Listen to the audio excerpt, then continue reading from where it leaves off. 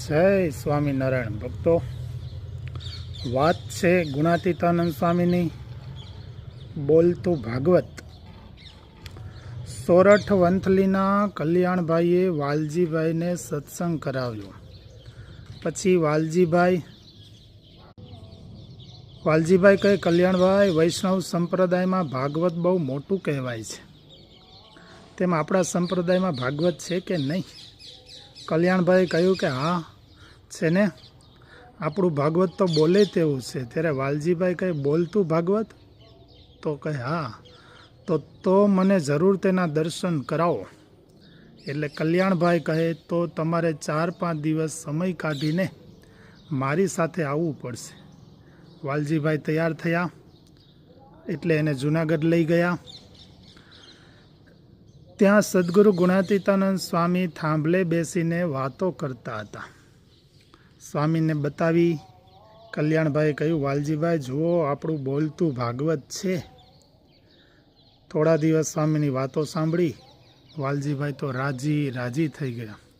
શાસ્ત્રોમાં વાતો તો લખી હોય, પણ સંતોના મુખે સાંભળીએ ત્યારે અમૃતના ઘૂંટડા લેતા હોય તેવી બની જાય છે. જેમ પાણી શેરડીમાં ચડે પછી શેરડી પીસીને રસનો પ્યાલો પીએ તે કેવું સ્વાદિષ્ટ લાગે, એવું સંતોના મુખથી કથા વાર્તા મીઠી લાગે. ઘણી જગ્યાએ કહેતા જ હોય છે કે વચનામૃત તો અમે બહુ વાંચીએ છીએ, પણ સંતો જે સમજાવે એ સમજ પ્રમાણે જ્યારે સમજીએ ત્યારે બહુ મીઠું લાગે. અરે ગુણાતીતાનંદ સ્વામી જૂનાગઢમાં હતા.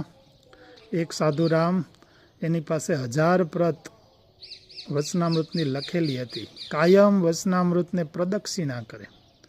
પ્રદક્ષિણા કરતા અને એટલી બધી પ્રદક્ષિણા કરે, એકવાર ગુણાતીતાનંદ સ્વામીએ ત્યાંથી નીકળ્યા. સ્વામીએ કહ્યું, સાધુરામ શું કરો છો? તો કે વચનામૃતને પ્રદક્ષિણા કરીએ છીએ. સ્વામી કે કાંઈ બોલે છે ખરું? તો કે ના, વચનામૃત કાંઈ બોલતું નથી. ત્યારે ગુણાતીતાનંદ સ્વામી કે 100 ની 200 પ્રત હોય, પરંતુ અંદરથી જ્ઞાન તમને પ્રગટ નહીં થાય.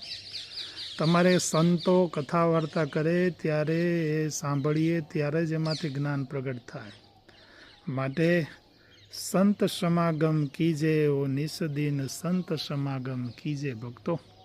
એટલે કહેવાનું છે કે કથા વાર્તા ચાલતી હોય ત્યારે સંતના મુખેથી જે વાતો થાય તે સાંભળી આપણા જીવનમાં ઉતારવી, તો આપણે જીવન જીવવાનો સંતોષ થાય અને શ્રીજી મહારાજ રાજી થાય.